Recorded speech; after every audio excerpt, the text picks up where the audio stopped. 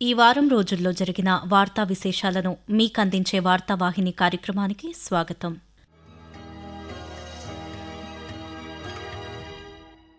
సర్దార్ వల్లభభాయ్ పటేల్ 150వ జయంతి సందర్భంగా గుజరాత్లోని ఏక్తా నగర్లో జరిగిన జాతీయ ఐక్యతా దినోత్సవం వేడుకల్లో ప్రధానమంత్రి నరేంద్ర మోదీ శుక్రవారం పాల్గొన్నారు. ఈ సందర్భంగా సర్దార్ పటేల్ విగ్రహానికి ప్రధానమంత్రి పుష్పాంజలి ఘటించారు. అనంతరం ప్రజలతో ఏక్తా దివాస్ ప్రతిజ్ఞ చేయించారు. అనంతరం ప్రధానమంత్రి నరేంద్ర మోదీ మాట్లాడుతూ వికసిత భారత్ లక్ష్యాన్ని సాధించేందుకు దేశ ప్రజలంతా ఏకమై అంకిత భావంతో కృషి చేయాలని పిలుపునిచ్చారు. దృఢమైన అభివృద్ధి చెందిన ఐక్య భారతదేశం కోసం కలిసి పనిచేయాలని పౌరులకు విజ్ఞప్తి చేశారు. దేశ సమగ్రతను బలహీనపరిచే ఏ ఆలోచన, చర్యలనైనా ప్రతి పౌరుడు తిరస్కరించాలని పేర్కొన్నారు. స్వాతంత్ర్యం తర్వాత సర్దార్ వల్లభభాయ్ పటేల్ 550కి పైగా సంస్థానాలను ఏకం చేసి ఏక్ భారత్ శ్రేష్ఠ్ భారత్ లక్ష్యాన్ని నిజం చేశారని ప్రధానమంత్రి తెలియజేస్తూ, आजादी के बाद 550 से ज्यादा रियासतों को एक साथ जोड़ने का असंभव कार्य को उन्होंने संभव करके दिखा दिया. एक भारत श्रेष्ठ भारत का विचार उनके लिए सर्वोपरि था. इसलिए आज सरदार पटेल की जयंती का दिन स्वाभाविक रूप से राष्ट्रीय एकता का महापर्व बन गया है. ఢిల్లీలో జరిగిన అంతర్జాతీయ సౌర కూటమి అసెంబ్లీ ISA 8వ సమావేశంలో రాష్ట్రపతి ద్రౌపది ముర్ము పాల్గొన్నారు. ఈ సందర్భంగా రాష్ట్రపతి ప్రసంగిస్తూ ప్రస్తుత కాలంలో ప్రపంచాన్ని తీవ్రంగా ప్రభావితం చేస్తున్న వాతావరణ మార్పుల కారణంగా ఎదురవుతున్న సమస్యలను పరిష్కరించడానికి అత్యవసర నిర్దిష్ట చర్యలు తీసుకోవాల్సిన అవసరం ఎంతో ఉందని రాష్ట్రపతి అన్నారు. వాతావరణ మార్పులను ఎదుర్కోవడానికి భారతదేశం కట్టుబడి ఉందని, దానికోసం దృఢమైన చర్యలు తీసుకుంటోందన్నారు.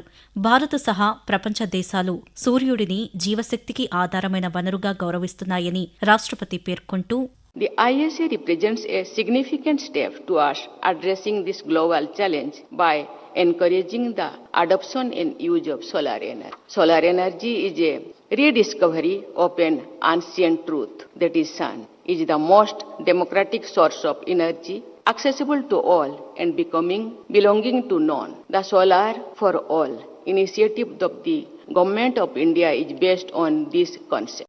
బంగాళాఖాతంలో తీవ్ర తుపానుగా ఏర్పడిన మొంత ఆంధ్రప్రదేశ్లోని మచిలీపట్నం, కళింగపట్నం మధ్య కాకినాడకు దక్షిణంగా నరసాపురానికి దగ్గరలో మంగళవారం తీరం దాటింది. రాత్రి 11:30 నుండి 12:30 మధ్యలో మొంత తీరం దాటే ప్రక్రియ పూర్తయినట్లు అమరావతి వాతావరణ కేంద్రం ప్రకటించింది.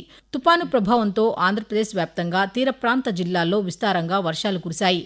ఆయా జిల్లాల్లో అధికార యంత్రాంగం అప్రమత్తమై లోతట్టు ప్రాంతాల ప్రజలను పునరావాస శిబిరాలకు తరలించారు. తుఫాను ప్రభావిత ప్రాంతాలను ముఖ్యమంత్రి నారా చంద్రబాబు నాయుడు విహంగ వీక్షణం ద్వారా బుధవారం పరిశీలించారు.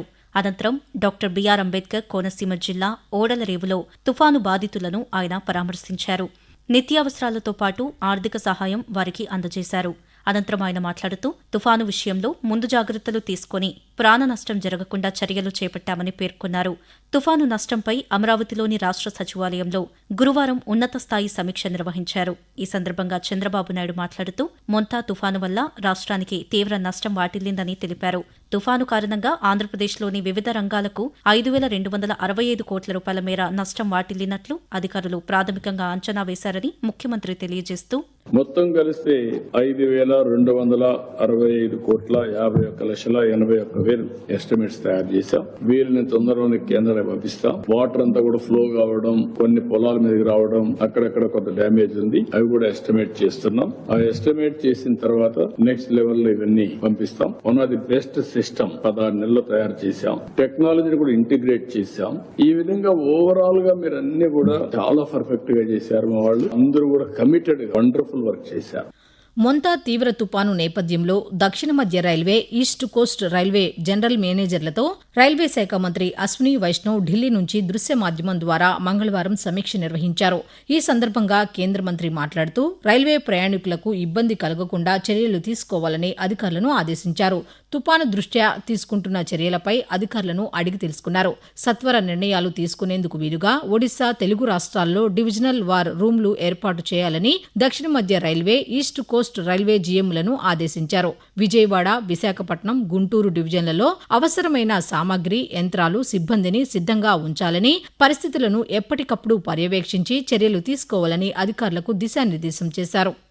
సర్దార్ వల్లభభాయ్ పటేల్ జయంతి సందర్భంగా రాష్ట్ర వ్యాప్తంగా పలు జిల్లాల్లో శుక్రవారం జాతీయ ఐక్యతా దినోత్సవాన్ని నిర్వహించారు. ఇందులో భాగంగా జిల్లా కేంద్రాలలో నిర్వహించిన ఐక్యతా పరుగు, ఐక్యతా దినోత్సవ కార్యక్రమాలలో పలువురు స్థానిక ప్రజాప్రతినిధులు, కలెక్టర్లు, అధికారులు పాల్గొన్నారు.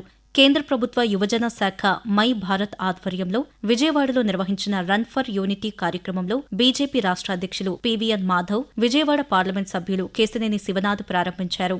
ఈ సందర్భంగా వారు మాట్లాడుతూ సర్దార్ వల్లభభాయ్ పటేల్ భారతదేశ ఐక్యతా స్ఫూర్తికి ప్రతీక అని తెలిపారు. ఇక సర్దార్ వల్లభభాయ్ పటేల్ 150వ జయంతి సందర్భంగా గుంటూరులో నిర్వహించిన ఐక్యతా పరుగులో రాష్ట్ర ఆరోగ్య శాఖ మంత్రి సత్యకుమార్ యాదవ్ పాల్గొన్నారు. అనంతరం ఆయన మాట్లాడుతూ విభిన్న సంస్కృతులకు కేంద్రమైన భారతదేశంలో ఏకత్వం సాధించడానికి సర్దార్ వల్లభభాయ్ పటేల్ చేసిన కృషి అనితర సాధ్యమని పేర్కొన్నారు. దేశ సమగ్రత, సార్వభౌమాధికారం, ఐక్యత పట్ల సమగ్ర అవగాహన, దూరదృష్టి కలిగిన సమర్థ నాయకుడైన సర్దార్ వల్లభాయ్ పటేల్ 565 సంస్థానాల్లో భారతదేశంలో విలీనం చేసి ఇవాళ భారత్ ఒక్కటిగా ఉండడానికి కారణభూతులయ్యారు. కులాల కారణంగా, మతాల కారణంగా, భాషల కారణంగా, ప్రాంతాల కారణంగా విచ్ఛిన్నం కాకుండా ఒకటిగా ఉండాలి. అది జరిగినప్పుడే మనమందరం ఆకాంక్షిస్తున్న విశ్వగురుగా భారతదేశం పునర్వైభవం సాధిస్తుంది. వికసిత భారత్ సాకారం కావాలంటే కూడా ఐక్యంగా ఉండాల్సిన అవసరం ఉంది. మలేషియాలో జరిగిన ఆసియన్ ఇండియా శిఖరాగ్ర సమావేశంలో ఆదివారం దృశ్య మాధ్యమం ద్వారా ప్రధానమంత్రి నరేంద్ర మోదీ ప్రసంగించారు. ప్రపంచంలో అనిశ్చితి పరిస్థితులు ఉన్నప్పటికీ భారత్ ఆసియన్ సమగ్ర వ్యూహాత్మక భాగస్వామ్యం నిరంతర పురోగతిని సాధించిందని ప్రధానమంత్రి నరేంద్ర మోదీ పేర్కొన్నారు. భారత్, ఆసియన్ దేశాలు కలిసి ప్రపంచ జనాభాలో దాదాపు 4 వంతు ఉంటాయని తెలిపారు. 21వ శతాబ్దం భారత్, ఆసియన్ దేశాల శతాబ్దమని నరేంద్ర మోదీ ఉద్ఘాటించారు. భారత్, ఆసియన్ బలమైన భాగస్వామ్యం ప్రపంచ స్థిరత్వానికి, అభివృద్ధికి పటిష్టమైన పునాదిగా రూపుదిద్దుకుంటుందని అన్నారు. భారత్ అన్ని విపత్తుల సమయాల్లో ఆసియన్ దేశాలకు అండగా నిలబడిందని ప్రధానమంత్రి గుర్తు చేశారు. విపత్తు సహాయం, సముద్ర భద్రత వంటి రంగాలలో సహకారం వేగంగా పెరుగుతోందని తెలిపారు. ఈ సందర్భంగా 2026 సంవత్సరాన్ని ఆసియన్ ఇండియా సముద్ర సహకార సంవత్సరంగా నరేంద్ర మోదీ ప్రకటించారు. మహారాష్ట్రలోని ముంబైలో గురువారం జరిగిన ఇండియా మ్యారిటైమ్ వీక్ 2025 సదస్సులో ముఖ్య అతిథిగా ప్రధానమంత్రి నరేంద్ర మోదీ పాల్గొన్నారు. ఈ సందర్భంగా ప్రధానమంత్రి మాట్లాడుతూ భారతదేశ సముద్ర రంగం వేగవంతమైన అభివృద్ధిని సాధిస్తోందని పేర్కొన్నారు. సముద్ర రంగానికి సంబంధించి తదుపరి తరం సంస్కరణల వైపుగా భారతదేశం నిర్ణయాలు తీసుకుంటోందని చెప్పారు. ఈ క్రమంలో షిప్పింగ్ చట్టాలను 21వ శతాబ్దానికి సరిపోయే విధంగా రూపొందించామని తెలిపారు. భారతదేశ ఓడరేవులు ప్రపంచంలో అత్యంత సమర్థవంతమైనవిగా ఉన్నాయని గుర్తు చేశారు.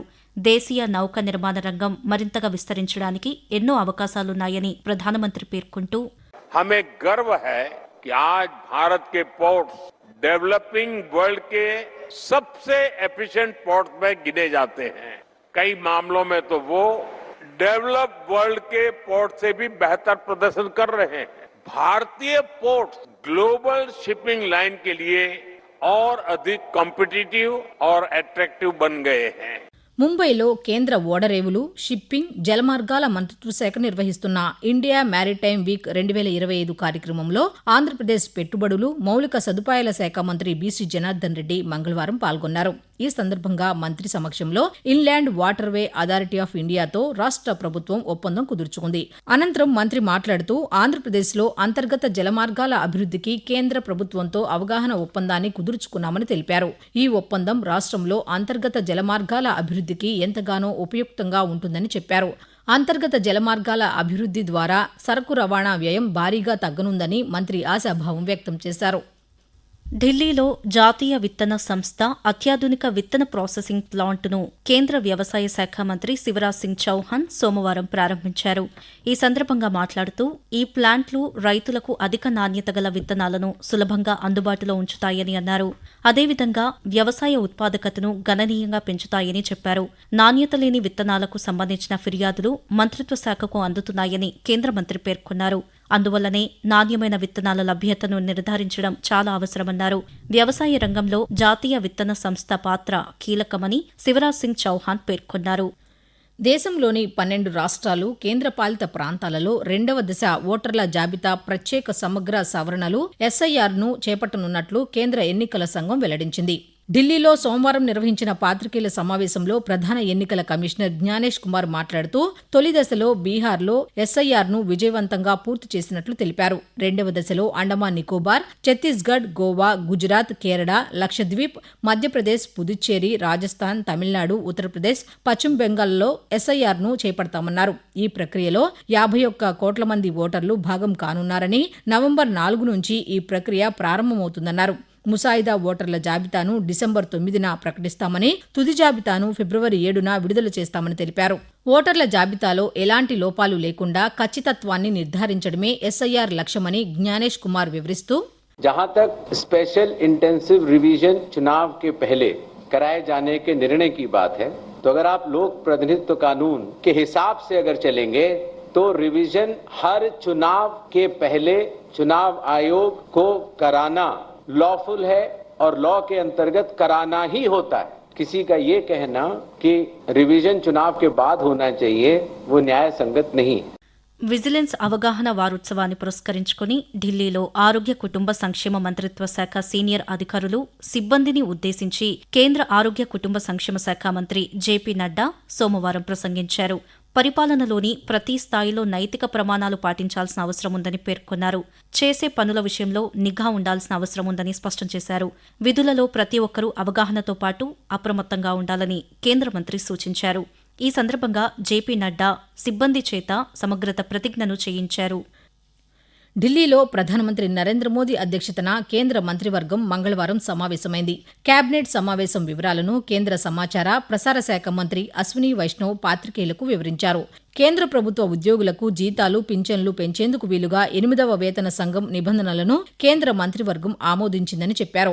సుప్రీంకోర్టు విశ్రాంత న్యాయమూర్తి జస్టిస్ రంజన దేశాయ్ చైర్పర్సన్గా 8వ వేతన సంఘం ఏర్పాటుకు మంత్రివర్గం ఆమోదం తెలిపిందన్నారు. ఈ కమిషన్ 18 నెలల్లోపు తన సిఫార్సులను అందిస్తుందన్నారు. అలాగే రబీ సీజన్కు సంబంధించి పాస్పేట్, పొటాషియం ఎరువులపై పోషక ఆధారిత సబ్సిడీ రేట్లతో పాటు 2025 రబీ కాలానికి సుమారు 37,952 కోట్ల రూపాయల సబ్సిడీకి మంత్రివర్గం ఆమోదం తెలిపిందని అశ్విని వైష్ణవ్ వివరిస్తూ, आज जो फैसला लिया गया है वो है न्यूट्रिएंट बेस्ड सब्सिडी स्कीम. उसके अंडर फास्फोरस और पोटैश और सल्फर, इसकी जो 28 ग्रेड्स ऑफ पीएनके फर्टिलाइजर हैं, उन सबका सब्सिडी का प्रोग्राम आज अप्रूव हुआ. और फास्फोरस, पोटैश और सल्फर के NPKs, इनका रुपीस पर किलोग्राम के ये प्राइसेस डिसाइड हुए. P और S न्यूट्रिएंट्स हैं जो कि इसमें रबी में काफी बड़ी मात्रा में यूज होते हैं, उसके प्राइस करीब 1 to 10% हायर है compare to the previous prices. ये सारा का सारा जो पूरा प्रोग्राम है, इससे हमारे किसानों को इस रबी सीजन में बहुत बड़ी राहत मिलेगी. భారత సైనిక, నావిక, వైమానిక దళాల సంయుక్త విన్యాసం త్రిశూల్ పాకిస్తాన్ పశ్చిమ సరిహద్దు వెంబడి కొనసాగుతోందని director general of naval operations vice admiral A N Pramod తెలిపారు. ఢిల్లీలో శుక్రవారం ఆయన పాత్రికేయులతో మాట్లాడుతూ త్రిశూల్ విన్యాసాలు వచ్చే నెల 13 వరకు కొనసాగుతాయని వెల్లడించారు. సముద్ర బలగాలన్నింటి మధ్య సమన్వయాన్ని మెరుగుపరచడం, త్రివిధ దళాల మధ్య పరస్పర సహకారాన్ని పెంచడమే త్రిశూల్ విన్యాసం ప్రధాన లక్ష్యమని వైస్ అడ్మిరల్ ప్రమోద్ తెలిపారు. దేశవ్యాప్తంగా జాతీయ ఆరోగ్య మిషన్ NHM కార్యక్రమాల అమలు, ఆరోగ్య వ్యవస్థల పనితీరు పరిశీలనకు కేంద్ర ఆరోగ్య కుటుంబ సంక్షేమ మంత్రిత్వ శాఖ ఆధ్వర్యంలోని ఉమ్మడి సమీక్షా మిషన్ CRM బృందాలు శనివారం నుంచి రాష్ట్రాల్లో పర్యటిస్తున్నాయి. నవంబర్ 1 నుంచి 7 వరకు, 17 నుంచి 21 వరకు 2 దశల్లో ఈ పర్యటనలు జరుగుతాయి. ఆంధ్రప్రదేశ్, తెలంగాణ, ఒడిశా, తమిళనాడు తదితర రాష్ట్రాల్లో ఈ బృందాలు సందర్శించి పరిస్థితిని సమీక్షిస్తాయి. ప్రతి రాష్ట్రంలో ఎంపిక చేసిన 2 జిల్లాల్లో 4-5 రోజుల పాటు CRM ప్రతినిధులు పర్యటిస్తారు. క్షేత్రస్థాయి పరిశీలన అనంతరం కేంద్ర ప్రభుత్వానికి నివేదిక అందజేస్తారు. ఇందులో భాగంగా కేంద్ర ఆరోగ్య కుటుంబ సంక్షేమ శాఖలోని పోషకాహార, అనుబంధ ఆరోగ్య సేవల ఉప కమిషనర్ డాక్టర్ జోయా అలీ రిజ్వీ నేతృత్వంలోని 12 మంది సభ్యులతో కూడిన బృందం ఈ నెల 3 నుంచి 7 వరకు రాష్ట్రంలోని పార్వతీపురం, మన్యం, చిత్తూరు జిల్లాలో పర్యటిస్తుంది.